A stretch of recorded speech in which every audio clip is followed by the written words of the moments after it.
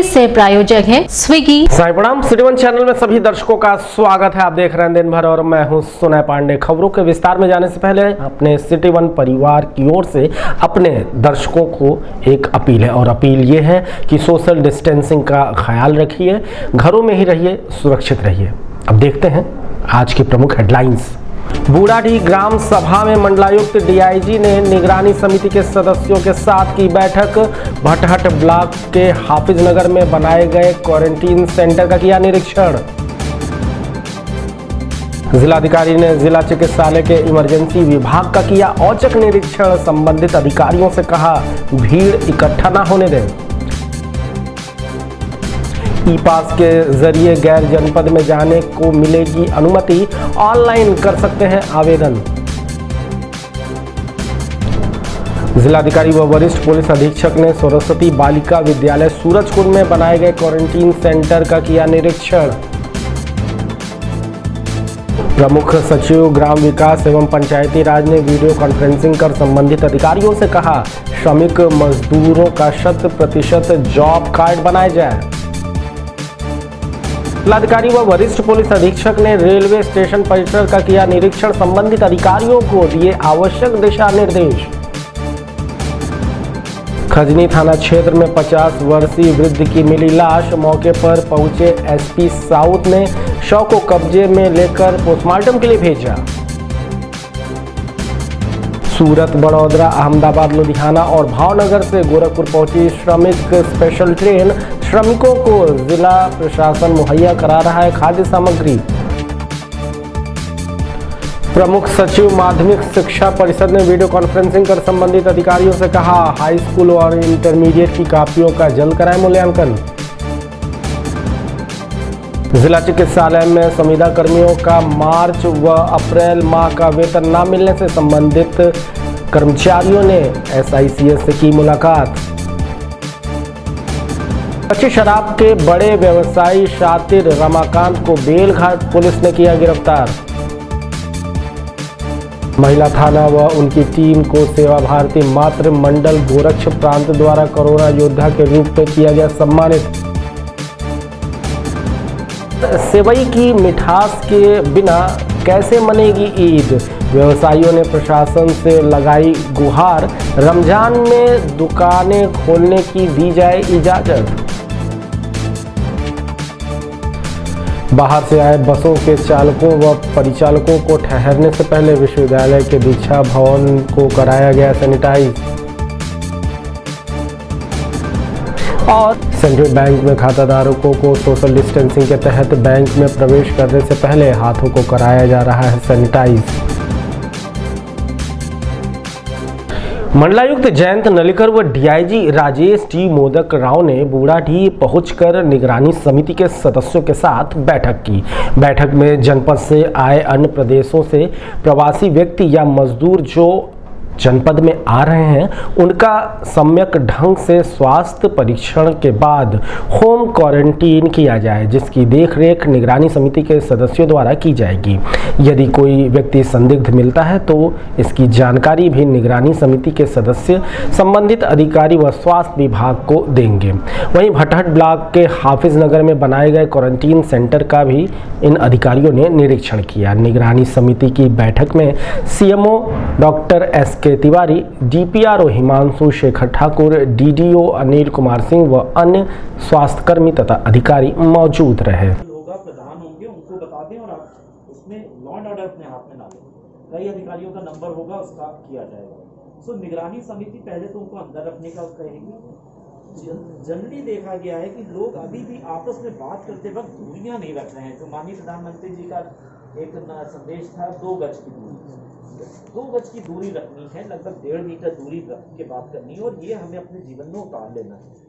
Corona का जो ये बीमारी का संक्रमण का चल रहा है, ये ऐसा नहीं कि 10 दिन का 15 दिन का है, इसे हमें अपनी आदतों में डालना है। घर में ठीक है, हाथ धोने की प्रक्रिया भी है, हाथ धोने के बारे में बताना है।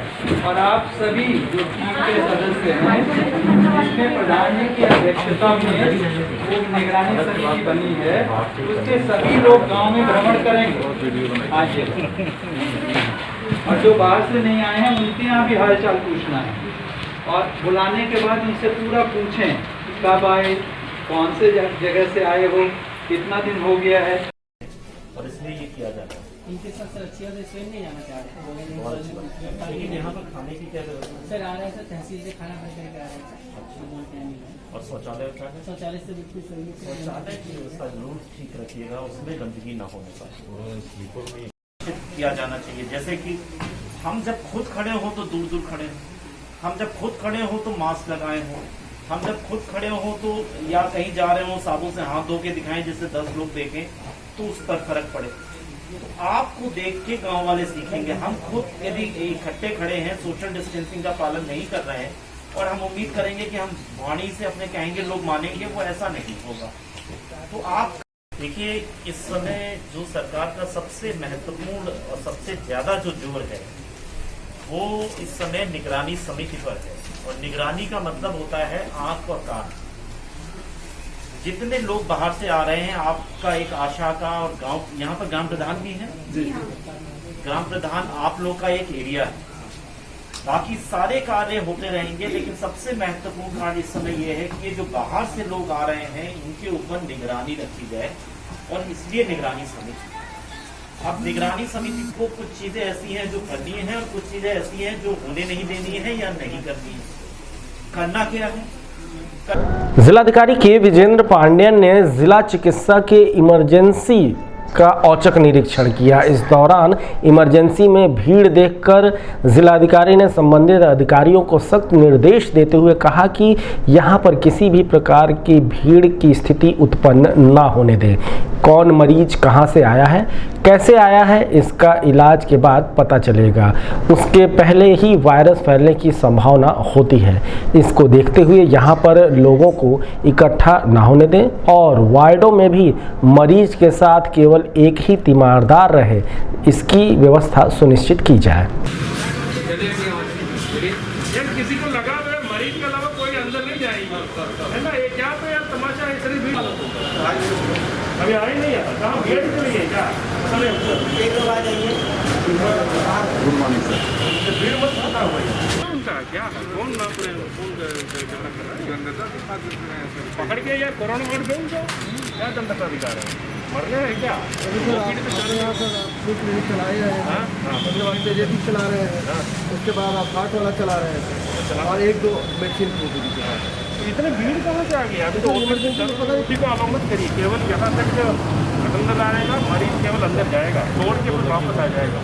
यदि कैंपस में बाहर रहे नहीं तो कहीं बाहर रहे। पुलिस ऐसा नहीं, पुलिस के लोग 2 गाँव लगवाते हैं। मिले हैं ना आपको?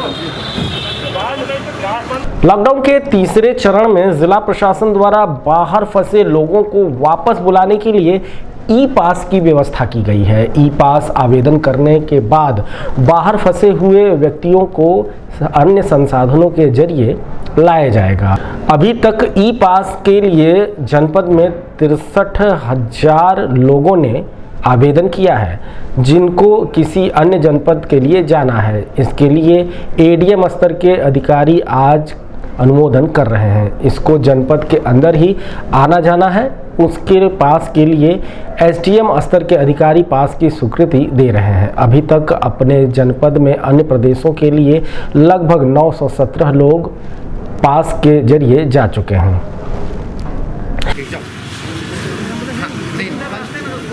अरे नहीं रोकी जाएगी, आप वहीं सर कोई तो अरे भाई सुनो, जनपद में वहीं से रहो, जनपद में सैकड़ों की संख्या में एम्बुलेंस चलेंगी। कोई आदमी यहाँ पास होने क्यों आएगा? एम्बुलेंस है वो कहीं से कहीं मरीज लेकर के जब बाहर आएगी तब उसको रोका जा रहा है कि वो मरीज हाँ ले जाइए, एम्बुलेंस ले जाइए, कोई प्रॉब्लम नहीं। कोई बिना पेपर में हमें रिकमेंडेशन तो कुछ करवा लीजिए वहाँ से, जहाँ से आपको एम्बुलेंस पेशेंट रहेगा तो नहीं रुके। जाइए जाइए। सर बाहर के लिए नहीं पास हो रहा है। कहाँ के लिए? लड़का हमारा है, अभी लाने का पास नहीं बना है। हम उड़ीसा से ला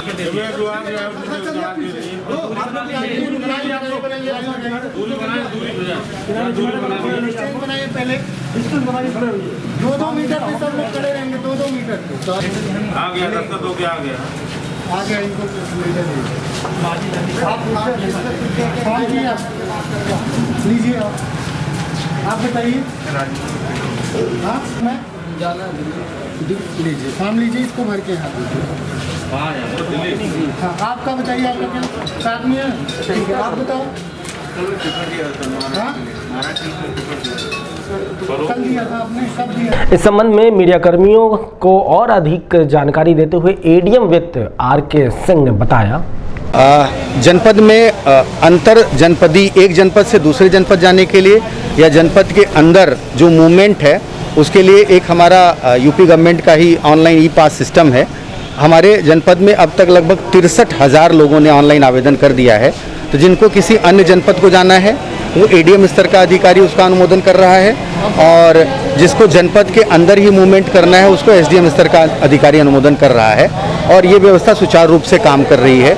इसके अतिरिक्त हमारे अपने जनपद में कोई भी ऐसा व्यक्ति जो किसी अन्य प्रदेश का है और उनके पास यदि अपना स्वयं का वाहन है, ऐसे लोगों को हमने पास जारी कर दिया है। और अब तक हमारे जनपद से 917 लोग अन्य प्रदेशों के लिए चले गए हैं। अब अन्य प्रदेशों के हमारे यहाँ बहुत कम संख्या है, हो सकता है 200-400 लोगों की संख्या और हो। मेरा यही अनुरोध है कि यदि किसी को अन्य जनपद जाना है तो वो हमारे यहाँ पास के लिए अप्लाई कर दे, हम उसको पास दे दे रहे हैं, और अन्य जनपद अपने अन्य प्रदेश अपने घर जा सकता है। वो सर आने के लिए वो बाहर से जो भी आना चाहेगा, जो एमएचए की गाइडलाइन है, प्रत्येक स्टेट प्रत्येक जनपद अपने यहाँ से बाहर जाने वाले लोगों के लिए पास जारी कर रहा है। हम उनको बाहर से आने का पास नहीं जारी कर सकते हैं, यहाँ से जाने का पास जारी कर सकते हैं। ऐसे सभी लोग जो बाहर से आना चाहते हैं, मेरा उनसे अपील है, अनुरोध है कि वो अपने जनपद में, जैसे मैं यहाँ कार्य कर रहा हूँ वैसे वहाँ प्रशासन कार्य कर रहा होगा, वहाँ से पास जारी कराएं और गोरखपुर आएँ, उसमें कोई दिक्कत नहीं है। जिलाधिकारी के विजेंद्र पांडेयन एवं वरिष्ठ पुलिस अधीक्षक डॉक्टर सुनील कुमार गुप्ता द्वारा सरस्वती बालिका विद्यालय सूरजकुंड में बनाए गए क्वारंटीन सेंटर का निरीक्षण किया गया और मौजूद अधिकारियों को आवश्यक निर्देश भी दिए गए।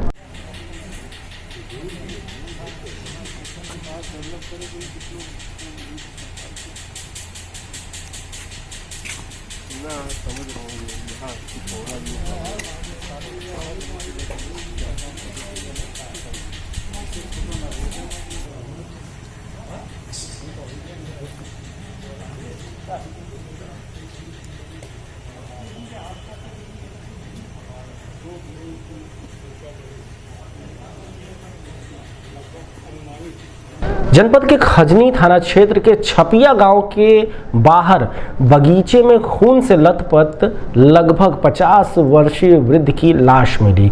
लाश को देखकर ग्रामीणों ने इसकी सूचना संबंधित पुलिस थाने को दी। मौके पर पहुंची पुलिस ने लाश के पास से एक बोतल और खून से सना ईंट बरामद किया। वहीं घटनास्थल पर पहुंचे एसपी साउथ विपुल कुमार श्रीवास्तव ने भी घटनास्थल का मुआयना किया और स्थानीय लोगों से लाश की शिनाख्त कराई। शिनाख्त में पता चला कि लाश बेलीपार थाना क्षेत्र के रहने वाले गुलरी निवासी लोटन निषाद की है, जो कि अक्सर इसी बगीचे के आसपास देखा जाता था और यहीं पर रहता था। फिलहाल पुलिस ने शव को कब्जे में लेकर पोस्टमार्टम के लिए भेज दिया है और मामले की जांच में जुट गई है। इस बारे में मीडिया कर्मियों से और अधिक जानकारी देते हुए एसपी साउथ विपुल कुमार श्रीवास्तव ने बताया, इसकी हत्या की गई है और यहाँ पे जो स्थानीय लोगों द्वारा बताया जा रहा है कि ये खेत जिसमें इसकी डेड बॉडी पड़ी है, ये खेत इसके पहले था, इसमें किसी को बेच दिया था और बेचने के बाद इसका कोई मुकदमा भी चल रहा था, तो वो सब गहराई से उसकी विवेचना की जाएगी बाद में। पहले अभी जो विधिक कार्रवाई है, जो प्रायोरिटी है, जो एफएसएल की टीम बुलाई गई है, उसके अनुसार फिर आगे एफआईआर पंजीकृत करके पोस्टमार्टम कराया जा रहा है और जो आगे जो भी दोषी होगा उस पर कार्रवाई की जाएगी।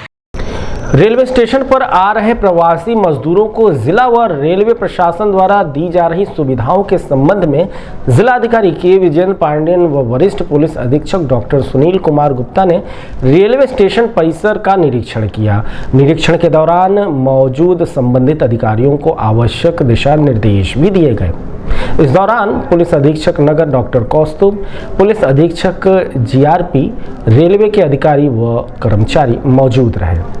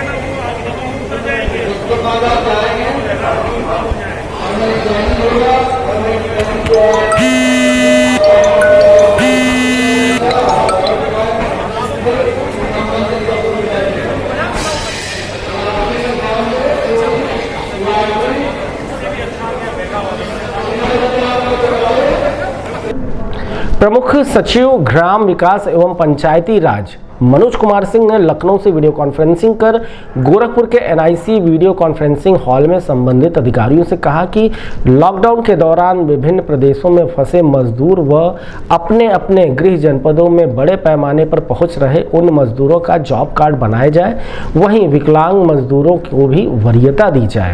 प्रतिदिन अपने ग्राम सभा के अंतर्गत ही कार्य कराए जाएं। इस दौरान सीडीओ हर्षिता माथुर, मनरेगा के डीसी उमेश तिवारी सहित अन्य अधिकारी मौजूद रहे। काम नहीं करने की स्थिति में है, अगर वो लोगों को पानी पिला सकते हैं, अटेंडेंस ले सकते हैं या उनका काम वगैरह देख के बोल सकते हैं कि क्या करना है, कैसे करना है, तो उनको मेट के रूप में आप जरूर लगाएं।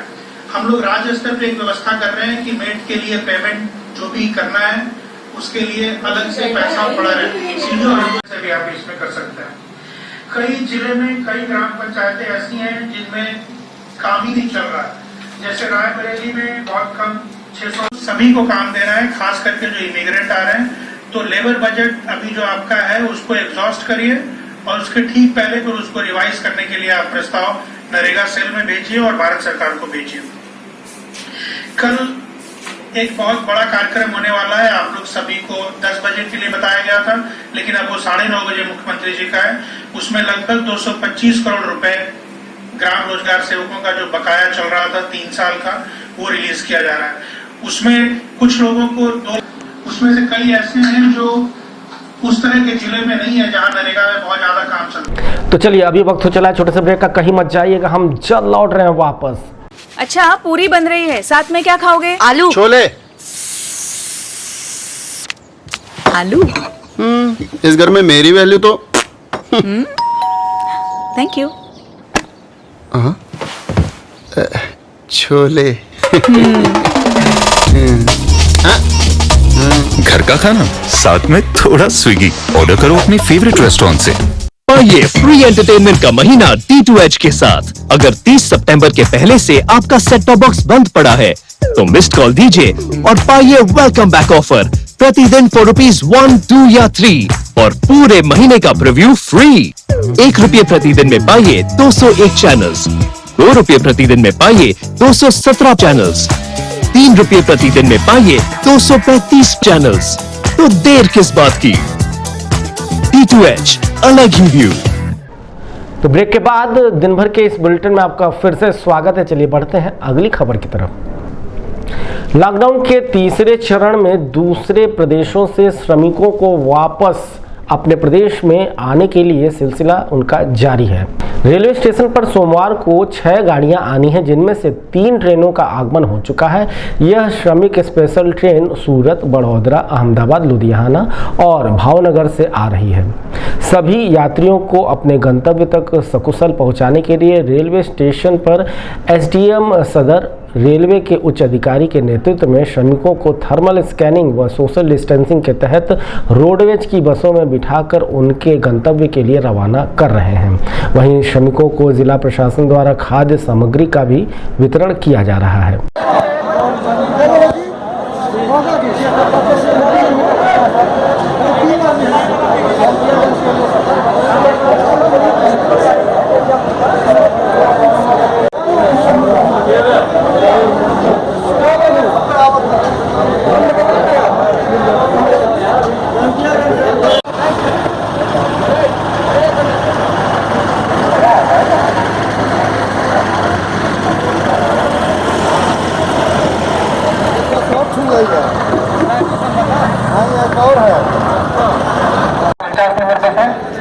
उसके बाद 51 नंबर 53 में चले गए।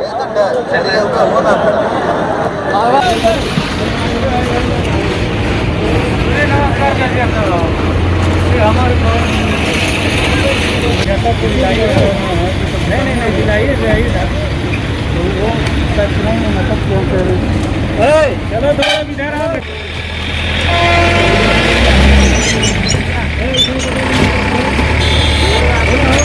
चलो लो। नंबर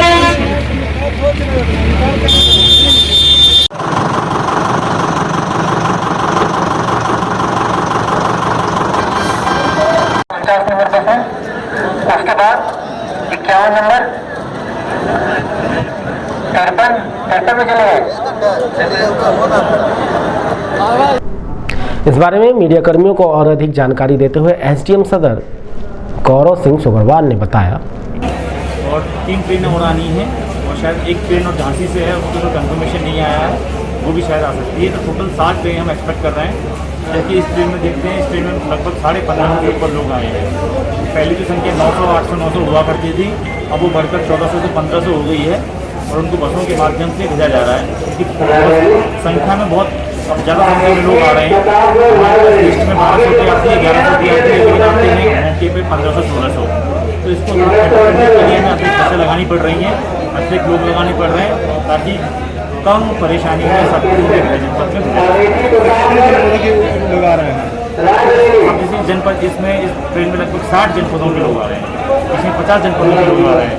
तो गोरखपुर को बहुत बड़ा हब बना दिया गया है और इसमें जैसे कासगंज, एटा, अलीगढ़, आगरा, मथुरा, बागपत, मेरठ, मुजफ्फरनगर, पश्चिम के जिले सभी लेके और बुंदेलखंड के ललितपुर, हमीरपुर, बांदा, चित्रकूट, ये भी हर तरीके मतलब हर यूपी के प्रत्येक। प्रमुख सचिव माध्यमिक शिक्षा परिषद उत्तर प्रदेश आराधना शुक्ला ने लखनऊ से वीडियो कॉन्फ्रेंसिंग कर गोरखपुर के एनआईसी वीडियो कॉन्फ्रेंसिंग हॉल में ज्वाइंट डायरेक्टर माध्यमिक शिक्षा परिषद योगेंद्र नारायण सिंह, डीआईओएस ज्ञानेंद्र प्रताप भदौरिया सहित अन्य अधिकारियों से कहा कि माध्यमिक शिक्षा परिषद के अंतर्गत हाई स्कूल व इंटरमीडिएट बोर्ड परीक्षा के समय से संपन्न कराने के बाद कोविड-19 संक्रमण महामारी की वजह से मूल्यांकन का कार्य स्थगित कर दिया गया था। लेकिन 25 अप्रैल से ग्रीन जोन वाले जनपदों में सोशल डिस्टेंसिंग बनाते हुए मूल्यांकन को सकुशल संपन्न कराया जा रहा है। अभी तक 40 मूल्यांकन का कार्य संपन्न हो चुका है। जिन जनपदों में मूल्यांकन का कार्य प्रारंभ नहीं हुआ है वहां पर आज से उन जिलों में भी मूल्यांकन का कार्य संपन्न किया जाएगा, जिससे मूल्यांकन के बाद परीक्षा परिणाम घोषित किया जा सके, छात्र छात्राओं को किसी प्रकार की असुविधा ना हो। प्रॉब्लम इसी में है और एक टाउन इंटर कॉलेज है इसमें 29% है।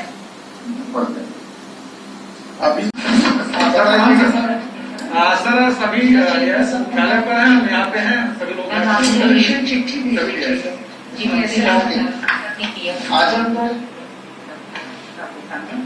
हाँ नमस्कार सर, सभी उपस्थित है सर अपने पुणे को। कच्ची शराब के सबसे बड़े कारोबारी रमाकांत को बीती रात एसओ बेलघाट ने घेराबंदी कर काफी मशक्कत के बाद गिरफ्तार कर लिया। इस शातिर कच्ची शराब के कारोबारी को किसी जनपद की पुलिस पकड़ नहीं पाई थी। बेलघाट के एसओ देवेंद्र सिंह लगातार कच्ची शराब के व्यवसायी के खिलाफ दियरा के जंगलों में दबिश दे रहे थे, जिससे इस शातिर की कच्ची शराब व्यवसायी को गिरफ्तार करने में सफलता मिली।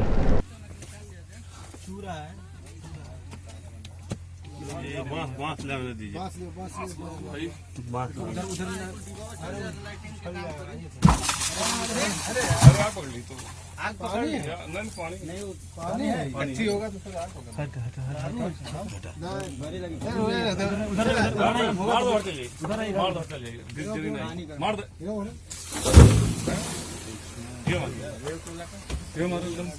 कच्ची आग ना हो पावे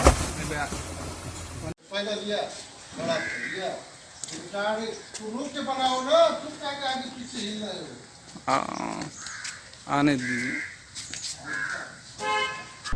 सेवा भारती मातृ मंडल गोरक्ष प्रांत की प्रांतीय अध्यक्ष मधु राठौर के नेतृत्व में महिला कार्यकर्ताओं ने महिला थाना प्रभारी व उनकी टीम को कोरोना योद्धा के रूप में पुष्प वर्षा कर अंग वस्त्र देकर सम्मानित किया। ये सम्मान महिला थाना प्रभारी व उनकी टीम को लॉकडाउन के प्रथम चरण में लगातार जरूरतमंद गरीब असहाय लोगों की मदद व कोरोना वायरस के प्रति आम जन को जागरूक करने के संबंध में दिया गया। इस दौरान प्रांतीय उपाध्यक्ष रीना जायसवाल, महानगर मंत्री नलिनी श्रीवास्तव, सेवा भारती महानगर गोरक्ष प्रांत के अध्यक्ष नगेंद्र देव शुक्ला मौजूद रहे।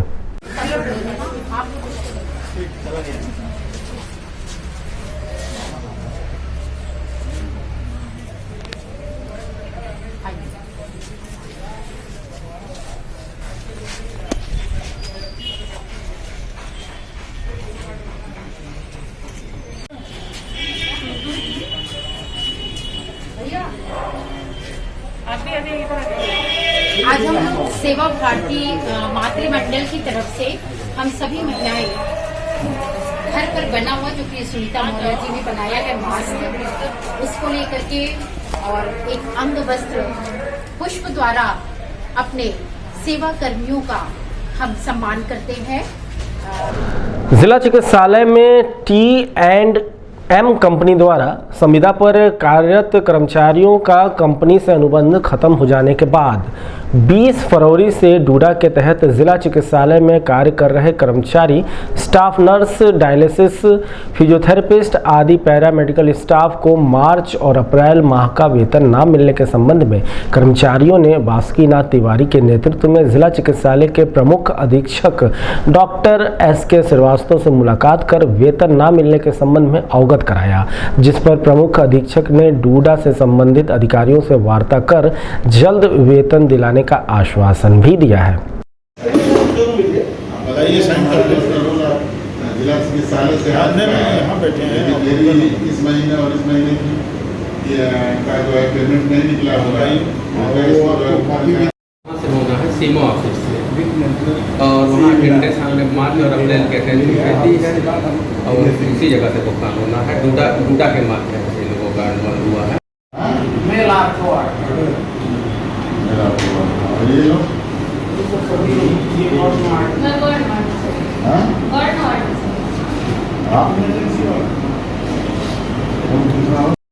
निकालना ना निकालना वहाँ के 90% पावर उनके पास है, वही निर्देश देंगे मनीष को आपका निकाला जाए ना निकाला जाए।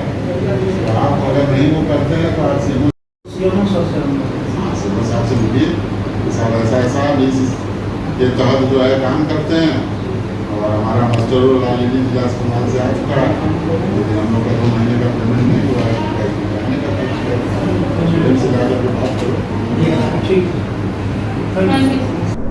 इस बारे में मीडिया कर्मियों को और अधिक जानकारी देते हुए जिला अस्पताल के SIC डॉक्टर SK श्रीवास्तव व बासुकीनाथ तिवारी ने बताया, वेतन के संबंध में आए हुए थे, तो उनका जो है उसके संबंध में हमारे यहाँ से उनका निस्तारण नहीं होता है वेतन का, वो निस्तारण CMO के स्तर से होता है। तो हमने उन्हें बताया कि पहले यहाँ से निकलता था, लेकिन अब उनका पेमेंट जो है CMO ऑफिस से निकलता है।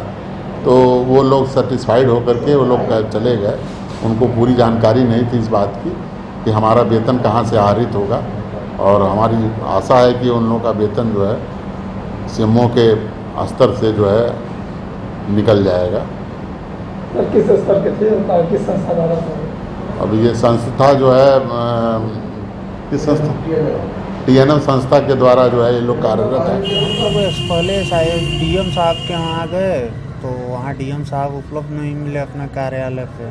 फिर वहाँ से पता चला कि जिला चिकित्सालय में आए, यहाँ आए, तो फिर यहाँ आते आते निकल गए। फिर DM साहब के वहाँ गए, फिर DM साहब से मुलाकात नहीं हो पाई। फिर हम लोग अपने SIC साहब के पास गए, क्योंकि हम लोगों का मार्च और अप्रैल 2 माह से वेतन भुगतान नहीं हुआ है। यहाँ हम लोग जिला अस्पताल गोरखपुर में सभी कर्मचारी कार्यरत हैं और अपनी इच्छा से हर चीज़ बहुत अच्छे तरीके से कार्य कर रहे हैं। उसके बाद भी हर अधिकारी, हमारे माननीय सचिव, प्रमुख सचिव, हर अधिकारियों के द्वारा इस चीज़ का बताया गया है कि कर्मचारियों को 5 तारीख के पहले वेतन का भुगतान कर दिया जाए, लेकिन अभी 2 महीना हो गया, किसी कर्मचारी का कोई भुगतान नहीं हुआ। श्रमिक ट्रेनों से आने वाले यात्रियों को ले जाने के लिए गोरखपुर जंक्शन पर सैकड़ों की तादाद में बाहर की भी बसों को गोरखपुर लाया गया है और उनके ड्राइवर और परिचालकों को ठहरने के संबंध में विश्वविद्यालय के दीक्षा भवन का जिला के उच्च अधिकारियों द्वारा निरीक्षण किया गया। वहीं चालक व परिचालकों को ठहरने से पहले भवन को अच्छी तरह से सैनिटाइज भी किया गया।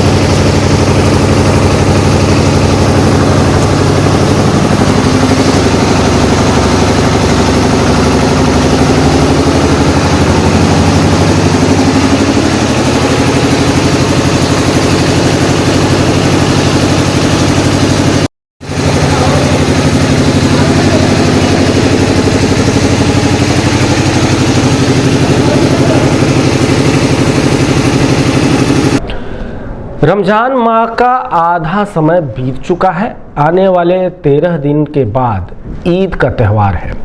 सेवइयों की मिठास के बिना ईद पूरी नहीं होती।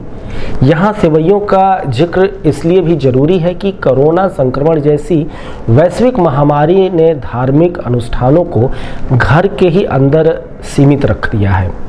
बावजूद इसके मुस्लिम समाज पूरी शिद्दत के साथ रमजान में रोज़े रखने के साथ ही अपने अपने घरों में रहकर नमाज अदा कर रहे हैं। वहीं लॉकडाउन के तीसरे चरण में प्रशासन ने सीमित व्यावसायिक गतिविधियों के लिए ई पास के माध्यम से अनुमति तो दे दी, लेकिन अनुमति की लिस्ट में सेवइयों की दुकान का कहीं कोई जिक्र नहीं है, जिससे इनका व्यवसाय करने वालों के सामने आर्थिक संकट खड़ा हो गया है। पूरे साल सेवइयां बनाने वाले लोगों के लिए ईद में हुई सेवइयों की बिक्री सिर्फ उनके परिवार ही नहीं बल्कि इस व्यवसाय से जुड़े हजारों लोगों को पूरे साल भर के लिए भविष्य उनका तय करती है। ऐसे में सेवई व्यवसायियों ने जिला प्रशासन से अपील की है कि सेवई व्यवसाय से जुड़े लोगों को बिक्री के लिए छूट उपलब्ध कराया जाए। राजगढ़ थाना क्षेत्र के बड़ी मस्जिद के आसपास सेवइयों का बड़ा बाजार लगता है। वहां के कुछ सेवइयों के विक्रेताओं ने अपना दर्द बताते हुए कहा कि अगर ईद में हमारी दुकान नहीं खुलती तो हम भुखमरी के कगार पर आ जाएंगे। इस बारे में मीडिया कर्मियों से बात करते हुए सेवई विक्रेता मेराज अहमद व मोहम्मद मेराजुद्दीन ने बताया, बहुत बुरी है। अभी तक हम लोगों का माल काफ़ी फंस चुका है और बहुत परेशान हम लोग। अपनी बीवी का जेवर गिरवी रख करके हम लोग अपनी पूंजी बनाया है, वो भी बर्बाद होने के कगार पे। खाने के लिए हम लोग मर रहे हैं। दुकान खुल रही है कि नहीं? नहीं, दुकान नहीं खुल रही। हम लोग क्या चाहते हैं आप? हम लोग चाह रहे हैं कि हम लोगों की दुकान खुल जाए, पास बन जाए, एसडीएम साहब कुछ मौका मिल जाए हम लोगों को, हम लोगों का माल खाली हो जाए। खराब दुकानदारी चल रही है, एकदम कुछ है ही नहीं। दुकान काफ़ी उन्हें होली पहले माल हम लोग ले लिया है, लेकर रखा हुआ है कि सर हमारे झूठ देंगे तो 4-5 घंटे का कोई छूट सर हमको उम्मीद नहीं लग रही है। तो कल मैं गया भी था सर के पास, सर ने कहा कि ऐसा कोई उम्मीद नहीं छूटेगी। तो वहीं काफ़ी हम लोग की फंसी हुई है, भूखे मर रहे हैं। इसमें दौड़ा रहे हैं, 2 घंटा 4 घंटा कुछ मिल जाए हम लोग का माल परिवार हम लोग का ये सेवई का कारोबार इस रमजान में ही होता है। और रमजान में होता है, बकरीद रमजान में सेवई काफ़ी बिकती है। हर जगह से लोग आते हैं। कहाँ से आते हैं?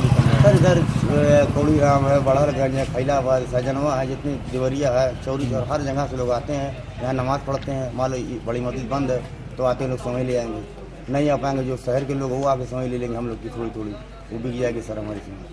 लॉकडाउन में सरकार गरीबों के लिए उज्ज्वला योजना, किसान सम्मान निधि, मनरेगा मजदूर के जनधन खातों में सीधे पैसे भेजकर गरीब परिवारों के लिए बेहतर जीविकोपार्जन का उपाय कर रही है।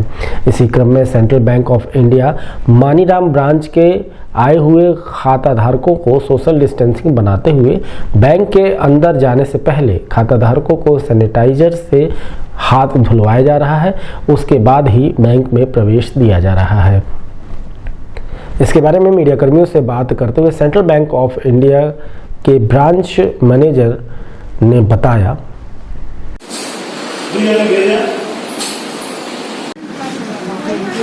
आप लोग भी थोड़ा दूरी बना लीजिए, इधर घूम जाइए इधर। उनका सर पूरा तुम बना ला, आप वीडियो मत बनाइए, थोड़ा दूरी।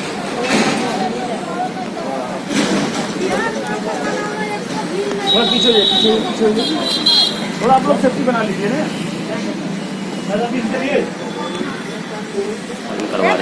सबसे पहले जो भी ग्राहक हमारे बैंक के अंदर परिसर के अंदर आ रहे हैं तो हाथों में सैनिटाइजर की व्यवस्था दिया जा रहा है ताकि वो भी जो भी हाथ को सैनिटाइज करें। उसके बाद जो भी हमारा गोला बना हुआ है जिससे ग्राहक है एक दूसरे से नज़दीक नहीं खड़े हो, डिस्टेंस बना के रखें। तो दिन भर के इस अंक के लिए अब तक के लिए इतना ही, लेकिन खबरों का सिलसिला सिटी वन पर जारी रहेगा। देखते रहे सिटी वन चैनल, अपने अपने घरों में बैठकर सुरक्षित रहकर। साईं प्रणाम।